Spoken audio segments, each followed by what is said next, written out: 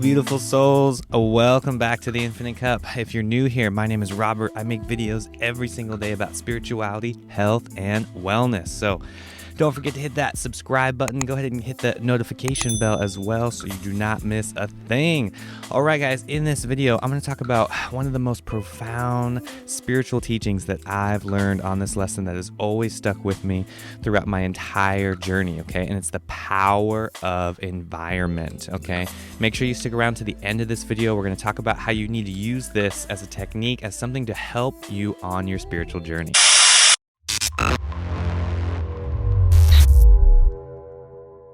Okay, guys, so as you know with me, I'm a certified Raja Yoga instructor. This is Kriya Yoga. This is Karma Yoga. It's also known as Hatha Yoga. There's a lot of different words out there for these ancient practices, okay? And one of my amazing teachers is Paramahansa Yogananda. This is the famous book, Autobiography of a Yogi, that completely transformed my life when I was first getting into this. Yoga, mystical teachings, all this fun stuff. And this was about, I got certified in yoga in 2011 as a certified yoga and meditation teacher. So this is a while ago. And I read Autobiography of a Yogi in 2008. And one of the most profound things that always stuck with me and really resonated with me is the power of environment, okay? Yogananda talked about how environment is always stronger than our will. Okay, so what does that mean? It means that our willpower cannot override our environment, okay? We have the power to change our environment. So many people are not happy, okay? So many people are living a life that they're just uncomfortable in their surroundings, whether it's the workplace, whether it's the job, family. We all have things that are triggering us, and using that mirror consciousness to really change our actions, okay? So I want to hone in on the power of environment here, because you have the power to change your environment right now. That's the power of this. So, the mind is very judgmental. It's always blaming. And instead of blaming ourselves for all these problems and things that arise in our life, why don't we blame our environment, okay? Why don't we just channel that energy into our environment and structuring that environment to be the most optimal thing for your growth, right? Whatever that looks like for you. Personally, I love nature. Nature is like my biggest motivator in life. I am just awed by nature. I'm inspired by nature. That's what, we've been camping here in beautiful Lake Tahoe, Northern California for the last few days. We've been exploring in the van, and that's why I live in the van. That's why we live the van life. I mean, I've always wanted to just be in nature, right? And to follow my passions and desires. So the van life just makes the most sense for that, right? So, and it's because, again, I figured this out as far as environment being such a big factor into what my energy is and what my being consists of, okay? I'm going to tell you something right now that is very important that you need to take very seriously here, okay? You are the product of the top 3 people that you are around, okay? So if you're at that job, if you're at that dead-end job, or in a romantic relationship that you're not comfortable in, you are absorbing their energy.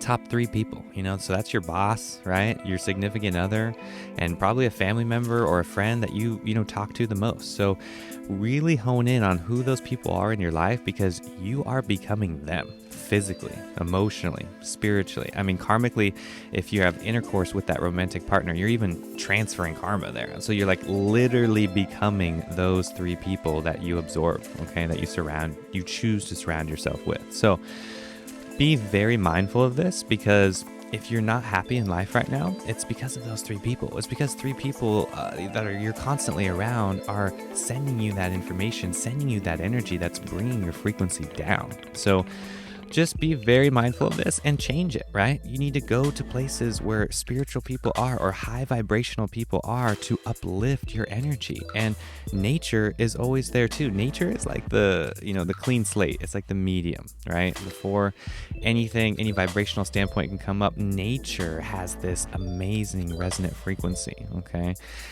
Every place, they're called energy vortexes, okay? It's like energy meridians on the earth, and they have very particular frequencies that are available to us that the human body can absorb. So That's why I choose to surround myself by like old growth redwood trees, really vibrant, amazing places in nature. Okay. So I can absorb that frequency into my being. Okay.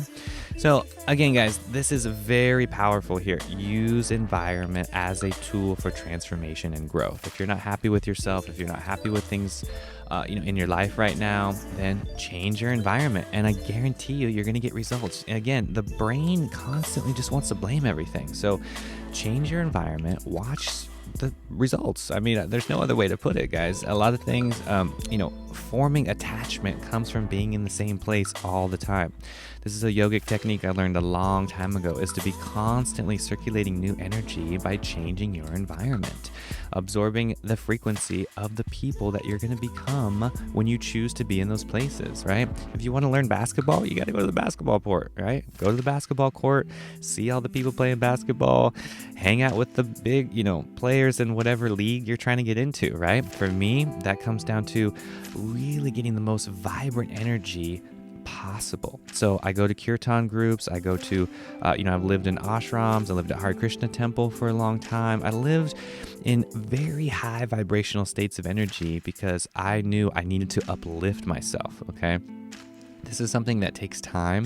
And if you're attached to anything in life, that's the root of your suffering right there. So call yourself out. I mean, that's the thing. We got to live in a world where people are not sweeping their problems under the rug. Find people like myself, other people, even through the digital waves, follow somebody on Instagram, follow somebody on YouTube, watch their videos, get into a new frequency, okay, by changing your environment. All right. It's just that simple, guys. Let me know what you think in the comment section below. Is this worth it for you? What have you learned by changing your environment?